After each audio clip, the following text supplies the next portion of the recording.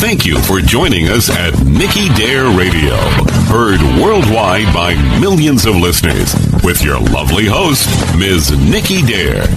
Our podcast, hosted by Nikki Dare, is your home for education to safety and survival, leadership and inspiration. Nikki Dare is the founder of iDare Inc., a registered 501c3 with its mission to educate and mobilize resources for preparedness and sustainability.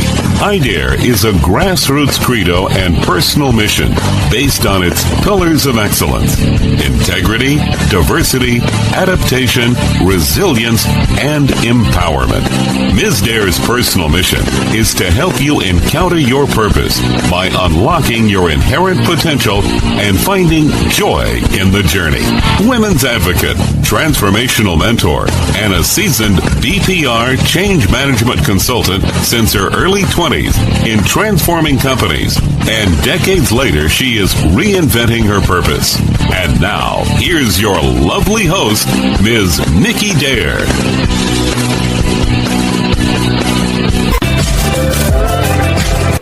Podcast Leadership 365 on a President's Day edition.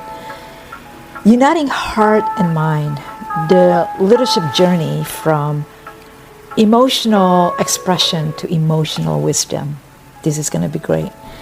It is redefining strength while embracing emotions in leadership signals power, not weakness. Leadership is not confined to a title. Rather, it demonstrated through actions, modest for initiatives, but also aim for substantial impact.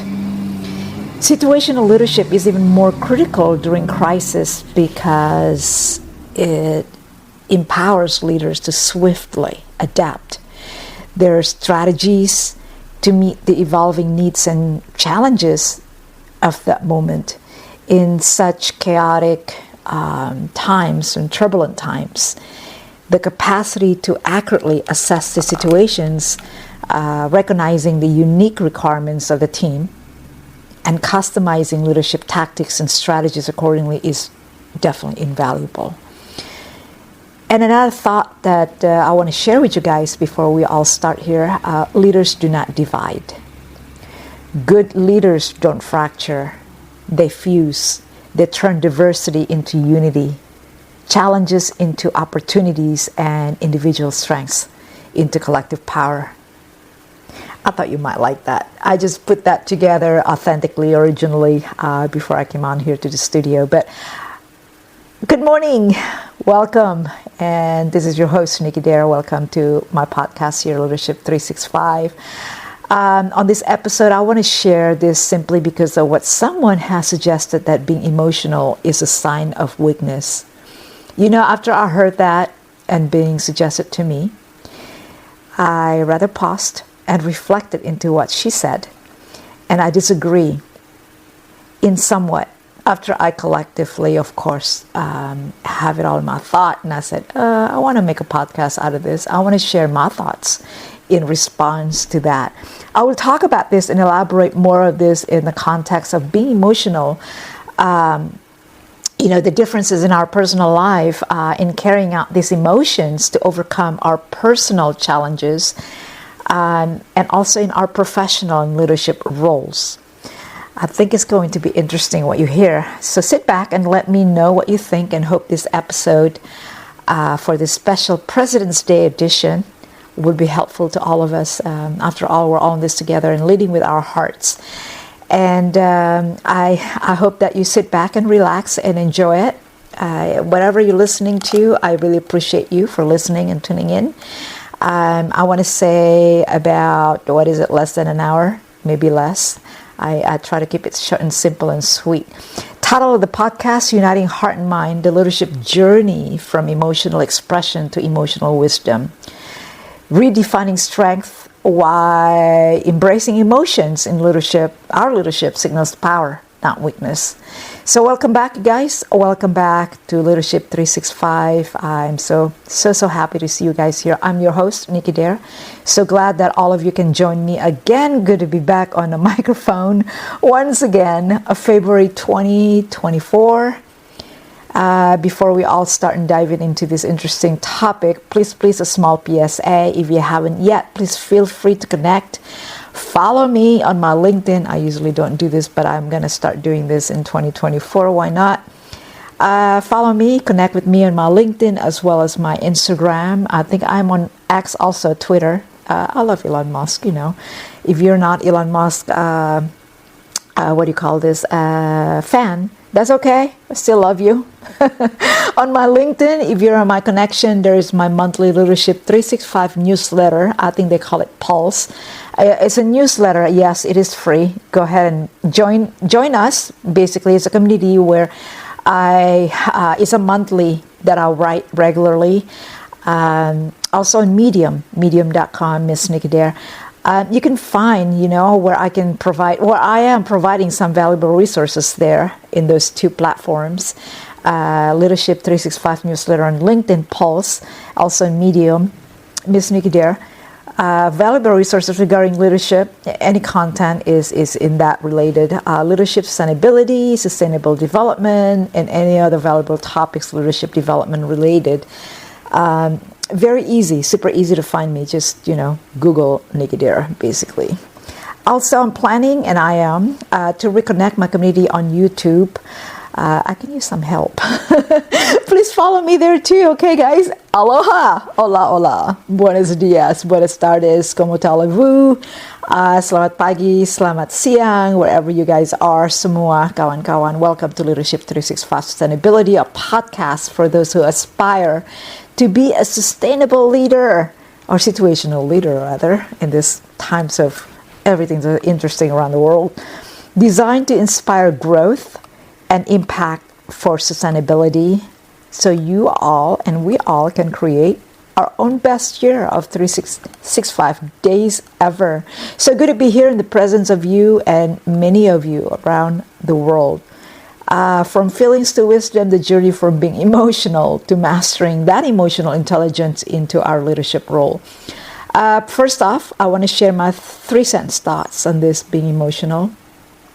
I hate the word opinion, but thoughts backed up by some facts and some truths behind, of course. Being emotional is a sign of weakness? No, I said no. Recent comment made by someone. I will, invite you guys back to my EQ and infamous AQ discussion, if you all recall, that I shared so many times, and especially on my LinkedIn community. All right, so the perception of being emotional as a sign of weakness is truly a common misconception, particularly in the context of leadership, leading leadership. Emotions themselves are neither a sign of weakness nor strength. I just want to put it out there. You guys, I welcome any of feedback. I welcome of any of your comments or things like that. We're all learning this collectively together, right? So I welcome all of those. I respect, each one of you feedback and thoughts. What I'm, filling into this episode in my podcast, and it is going to be written out also in my Leadership 365 newsletter. So look out for that. And then if you are in my LinkedIn, as I said, please do check it out, the newsletter on February 2024, President's Day edition. I'm going to go ahead and cultivate that. I'm going to add that and cultivate this rather discussion. I think it's very critical, especially in time, very timely right now. What we're all going through in this global interesting time that we live in. I think it's good and bad, yes. So going back, emotions themselves are neither a sign of weakness nor strength. They are the basics, right? The fundamental aspect of all of our human experience. The key distinction lies in how these emotions that we have are being managed and expressed, right? Think about that. Rather than the mere fact of experiencing them. I want to pause a little bit of that. It's very true, correct? And And I'm going to pause a little bit.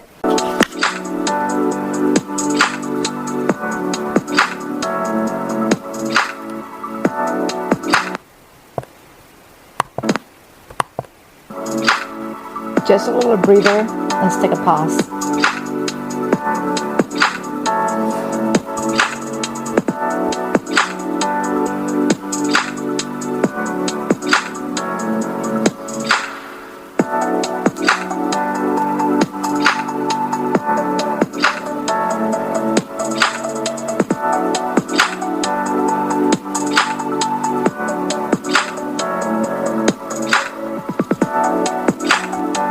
Okay, that was a good break.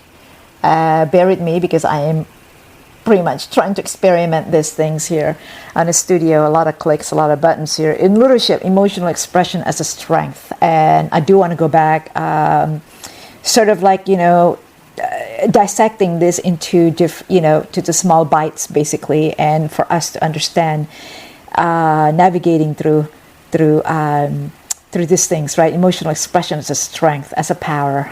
Leadership who are open about, their emotions can be perceived as more authentic and, yes, more relatable, which can nurture trust. And that's important key. And loyalty among the team members. Emotional transparency. I love that word, transparent, because we all have to be one, right? Emotional transparency. We're not robots. We're humans, after all. When we manage that appropriately, can enhance a leader's credibility and that emotional bond within our team. And they would trust us back, basically. And then that's called respect, mutual respect. The second part of this is emotional intelligence, the EI. In leadership, emotional intelligence is often considered a very critical skill. I want to just bold that with a very critical skill.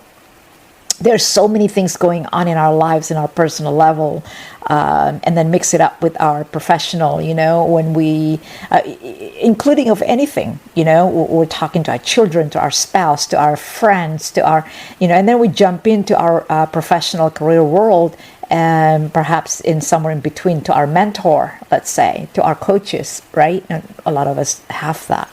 And, we navigate through all those challenges within our workplace, and then talk to our team members, talk to our personal assistants, let's say, giving orders and sharing this, just anything, our daily activities, and then also talk to our board, talk to our stakeholders and partners and customers. Oh yes, that's too, right? Clients and everything. So there's a lot of things that we're juggling around every single day. Hopefully you take some time off on the weekends. But if you're a business owner, entrepreneurs, solopreneurs, you know exactly what I'm saying. You're all leaders, and then this managing your reactions, have to be effectively. And we have to recognize and understand our own emotions and all of those others also in navigating these interpersonal relationships rather judiciously. I want to throw that word. I don't know if any of you have heard that, judiciously and empathetically. How do you say that? Empathetically, empathy, right? This ability can lead to a better decision making if we recognize that, understand our own and also others around us. No, it's not selfish. It's not. It takes time, you guys. It takes practice. Yes, definitely. You bet. It takes practice. It's a learning experiences along the way. We make mistakes. We're humans after all. We're not robots, right? There is really no rights and wrongs and everything. We do have to stay on track. No doubt about that, right? After all, we're leaders. But this emotional intelligence is an art. The ability that we can lead to a better decision making, conflict resolutions, and that team cohesion, the unity, that team cohesion, that making sure that you're okay first, right? That you're okay, and then you are, leading, I want to say with heart, of course, with that, and then everything is strategic, everything is cohesive, everything is within that boundaries, within the culture that everybody is creating and maintaining. So empathy and understanding, that is the next one. Empathy and understanding. We leaders, we demonstrate empathy and understanding, hoping to create that supportive work environment, encouraging that open communication, that everybody is comfortable to speak what they need to speak about, right? Not withholding, and then that's going to create some other things in the background and everything, right? So we're going to talk about that too, by the way.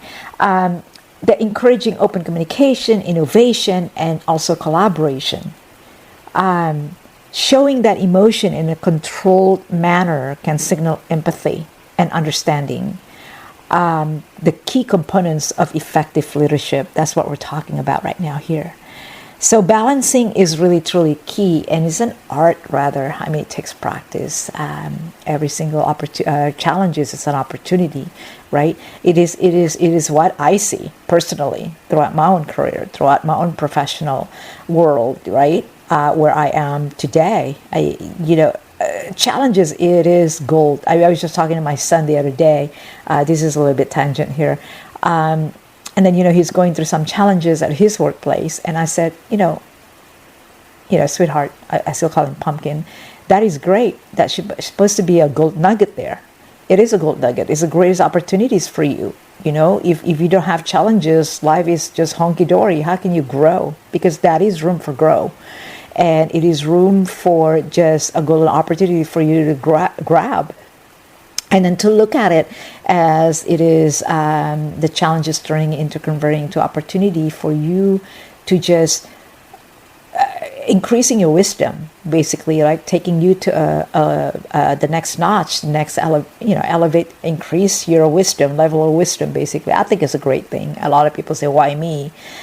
Per thing, per me, No, I think it is a growth opportunity. Balance is key. It is very important for leaders to find that balance between being emotional, being emotionally expressive. I mean, a lot of times I'm not so expressive. I'm just listener more than anything, being outspoken. Sometimes there are times for me to step in it and being outspoken. I find my time, basically. I look at for that. I listen quite often. I listen, and a lot of times, I think by listening, sitting in the back, and then wait until that moment where you can speak up, which is always at the very end. I think as a leader, in my leadership arena, and that's what I love to do, just let everybody speak their minds, and then for me to come in at the very last. But between that being emotionally expressive and maintaining that emotional stability necessary to make objective decisions is really key. Being overly emotional in situations requiring calm and rational decision making can be seen as a weakness. However, this is more about the appropriateness of emotional expression rather than the experience of emotion itself. I'm going to read that again, okay? Let me see my note here. This is more about that appropriateness of emotional expression rather than the experience of emotion itself. I love that. I think we can learn from that statement. All right, so the next one, cultural consideration and contextual consideration. So cultural and contextual consideration. The perception of emotions in leadership can vary widely across different cultures and organizational contexts. I want to include this portion of my thoughts because I come from a different culture, and I have walked and experienced throughout decades on dealing and handling and overcoming some of the challenges, great challenges, by the way, in not just different languages, but also the upbringing in organizational cultures. For example, in Southeast Asia, some of the cultures there are very different, varied with the Western cultures, let's say, in organizationals here. Organizations in the Western culture, United States, North America, and things like that, and people as well, how they were upbringing within that organization. You follow? Same thing as in families as well. Family's environment, home environment, personal upbringing, personal professional upbringing. I want to mention that because the perception of emotion in leadership can vary, really have an impact to that across these different cultures and organizational contexts. If you're listening to this, I really do want, really, really kind of like appreciate this if you do. Give me your feedback on this. If you're listening from different culture, drop me a comment or feedback or a comment below if you are reading this article, or if you're listening here on iHeart Podcast, my podcast, Leadership 365, please do leave me a comment. Tell me where you are listening from or what country you're from, basically. So I will have a better understanding, and then just leave me your feedback, really. So in some cultural organizations, emotional expression may be more accepted and valued, while in others, a more stoic approach might be preferred. And I'm going to pause there because there's a whole lot of conversation in that. I have made some podcasts before regarding that, but not so much in detail. So I'd like to revisit that topic. I promise I will. But any of you remember I say that, please do remind me. So being emotional, as a conclusion on this, being emotional is not inherently a sign of weakness in leadership. Rather, the ability to manage and leverage emotion constructively is a sign of EI, of emotional intelligence, which is a strength. Emotional intelligence enables leaders to connect with others, inspire and motivate teams, and navigate those complexity of human dynamics, personality dynamics, I would say, effectively. The challenge and skill lie in managing emotions in a way that is appropriate to the context and therefore conducive to achieving our personal and organizational goals. I'm going to pause a little bit here.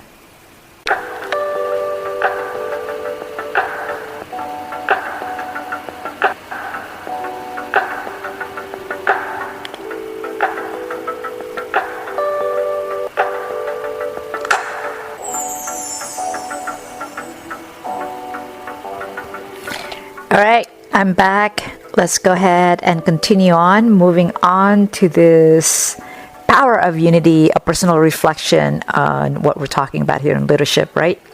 After all, this is Leadership 365. Thank you so much at this moment that you guys are listening to this podcast, or you are reading this content. I really appreciate it. This is Nikki Dare, your host.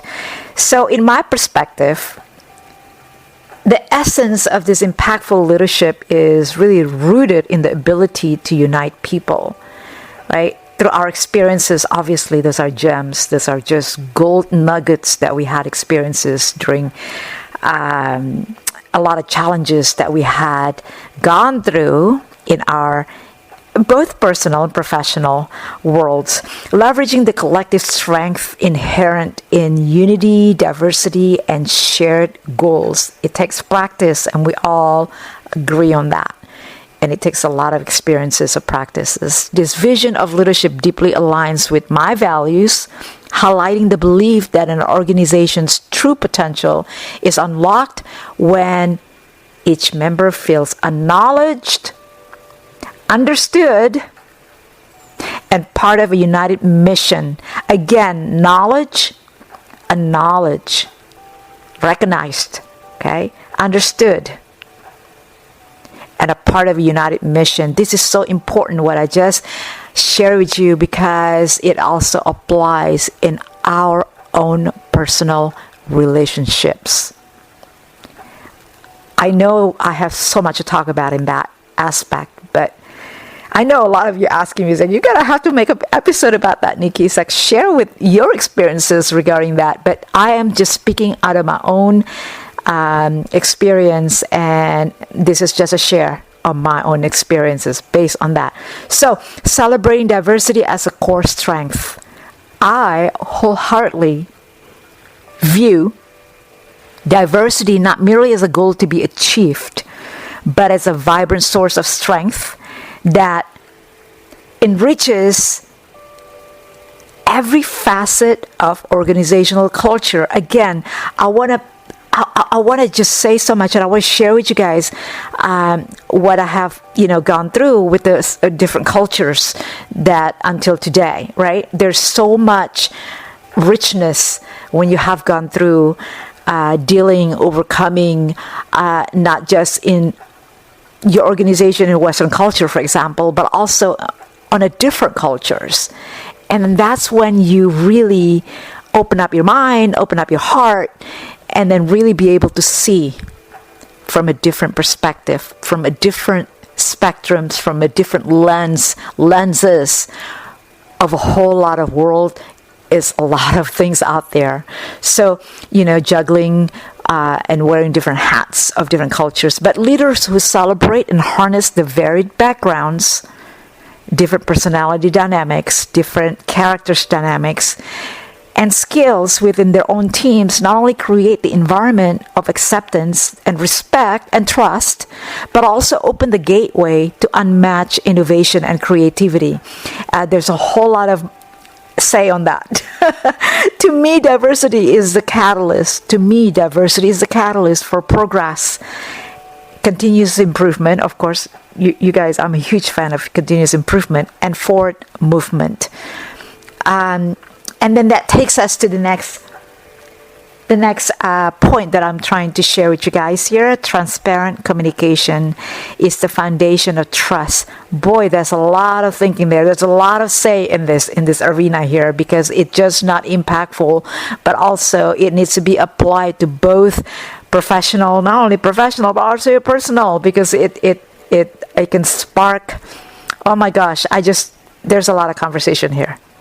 Transparent communication. Transparent is one word that I have been learning a lot, quite extensively. And I think it is important that we need to continue propelling forward with that transparency in communication, both in your personal and also professional world. Okay, if you want to achieve success and gratification feeling inside you, because it is a foundation of trust, transparent communication. From my experiences, trust and unity are built on the foundation of clear and open communication. Okay, I just got off the phone, actually, a couple of people talking about dishonesty and then not being open in the communication. It can cause detrimental effect in that, in the team and also in your personal life, let's say, if you're not being honest, speaking about things, and is not advisable. Don't hold back. Miscommunication is a lie. I've stated this, I think, in a couple of my posts. But yeah, trust and unity are built on that foundation of a clear and open communication. Leaders who are transparent about the vision, about our decisions, and the reasoning behind all of this are clear the path for everybody to journey together. If you're, for example, if you're being dishonest, nobody can understand you, right? And then this transparency ensures that all of the team members feel valued and integral to the collective success. I'm going to come back to this because there's so much that I want to share with you guys, and I want to keep it. The reason why I'm a little bit pausing this, because I want to keep it within the context of what we're talking about today. But there's a lot of moving parts within this very, very, area that's triggered me in a lot of things that I want to share with you guys, and I think it can be helpful. right? And I think it's very helpful and useful to many of us leaders, whether it's leading with, empathy at home, whether leading with empathy at work, because both are parallel to our success in whatever we're doing in our lives, in our world. So, okay, moving on, empathy. Talking about empathy, there is a connecting on a deeper level, okay? Empathy is a connection on a deeper level. To me, empathy extends beyond simply understanding someone else's perspective, someone else's, perspective, views. It involves a genuine appreciation and recognition of that feelings, of experiences of others.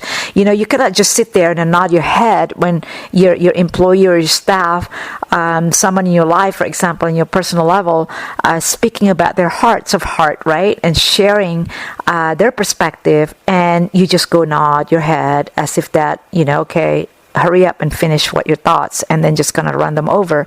I mean, to me, that's not genuine. Let them speak their mind, especially those who really don't speak a lot. Okay, I mean that's me, by the way. In my family, I don't speak a lot. Believe it, I don't speak much. Everybody else always sometimes speak over me, for me. And once when I do speak, I don't like to be gaslighted and disrespectful, basically, because I get stuttering. I get stuttering. And some of you who listen to some motivational speakers, I think, for example, namely Steve Harvey, I listen to his podcast and his motivational speeches, and there's a similarity. People look down on you when you kind of stutter, and then you want to speak it confidently, right? And when people gaslight you, interrupt you, you lose your train of thought, and I think that's very impolite. That's very rude.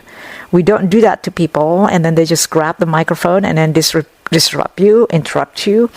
And to me, that doesn't show a genuine empathy. And I think we leaders have to show that, it's involving that genuine, sincere appreciation, recognition of their feelings and experiences of others while they're speaking about theirs and while they're sharing their perspectives, basically, especially at the workplace environment. You got to show this. Leaders who prioritize empathy really create environments where individuals are supported.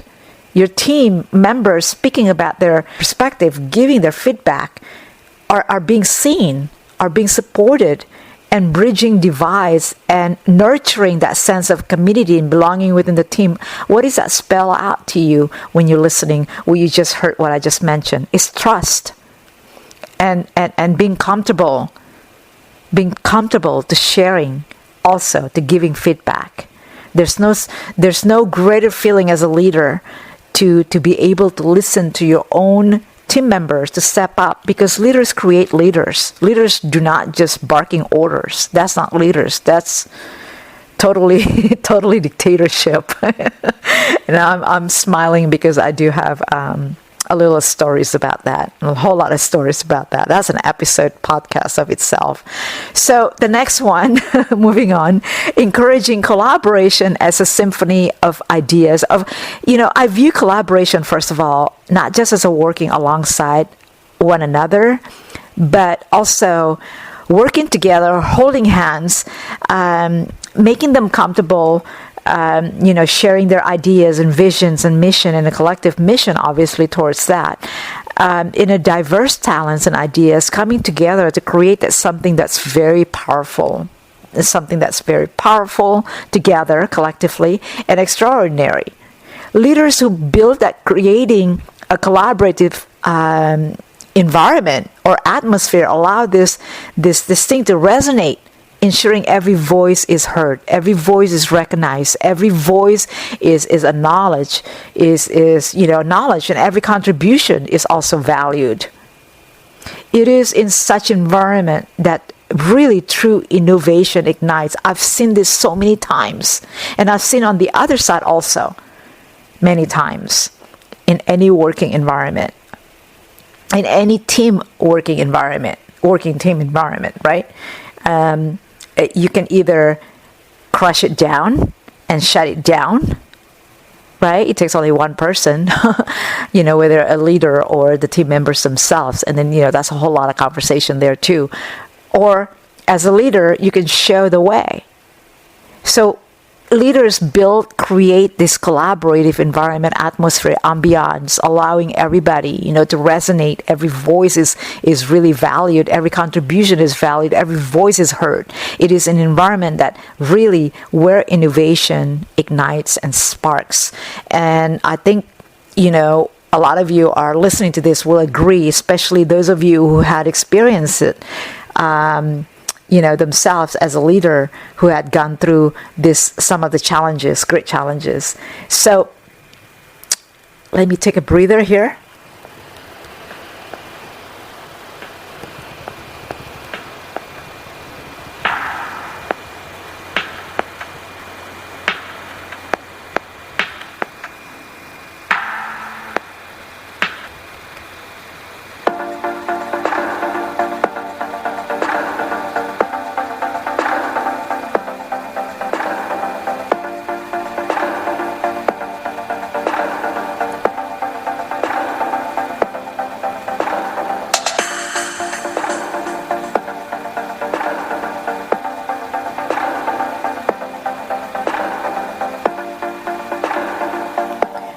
All right, I'm back, and moving on to the next one, we want to talk about integrity and respect.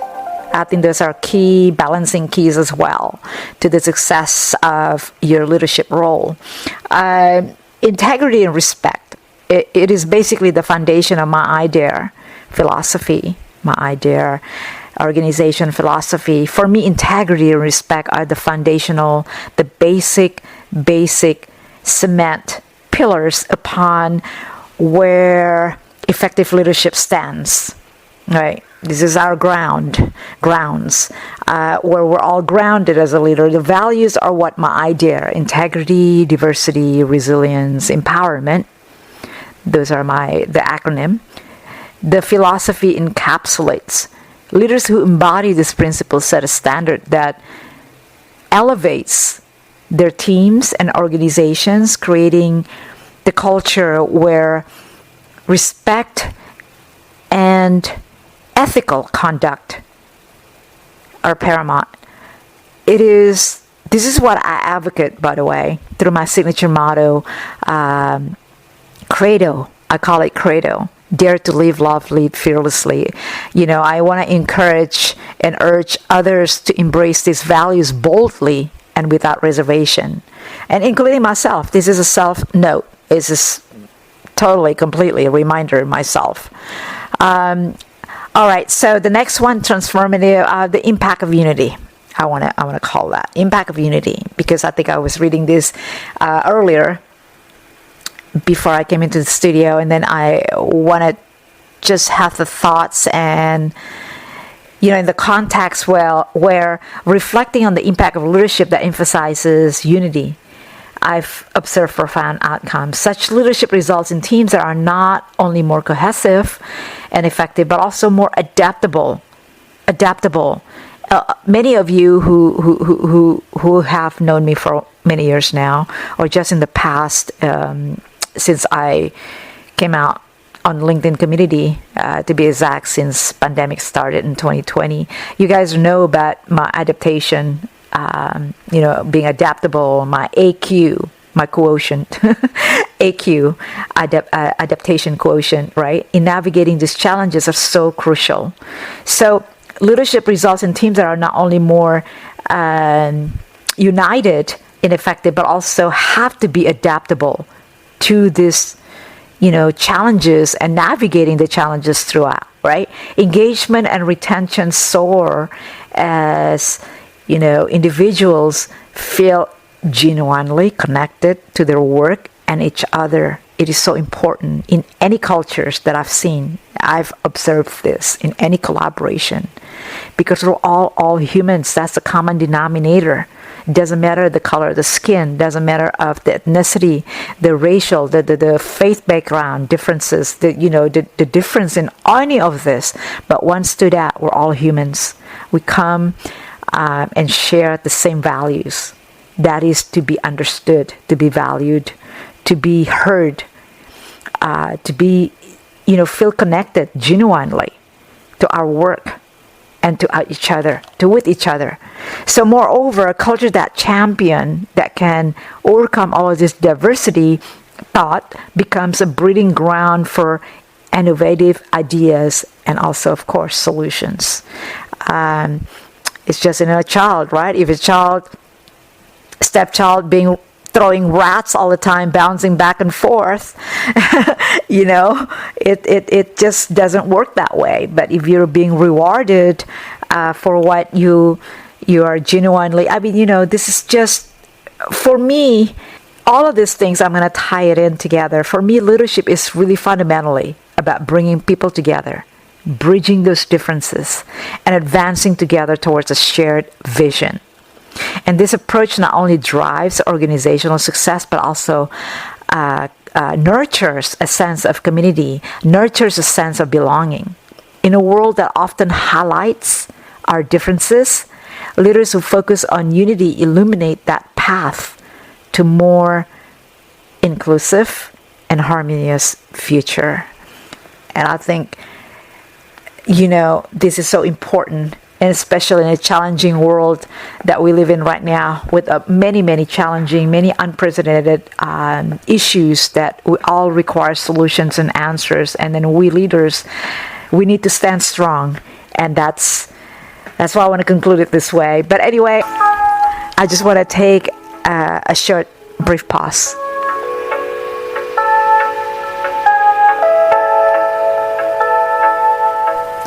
Be sure that you also tune in to our next part 2 of this very exclusive President's Day edition on Leadership 365, when we talk about uniting heart and mind, the leadership journey from emotional expression to emotional wisdom, where we're diving deep into the heart of leadership and emotional intelligence. Thank you for listening. Thank you for watching. Thank you for reading the article. And just thank you. And then leave us a comment. Leave us a feedback. We'd love to hear from you. And until next time, part 2, thank you. We hope today's discussions have sparked a new perspective on how to navigate your leadership path with heart and wisdom, leading with heart, bringing wisdom in it. Remember, the journey to becoming a more emotionally intelligent leader is continuous. And many of you know that I'm huge in continuous improvement. And this is filled with learning and growth. Keep leading boldly, keep connecting deeply, and until next time, keep making a difference. Dare to live, love, lead fearlessly. God bless. Nikki Dare. So be sure to tune in for part 2. Until next time.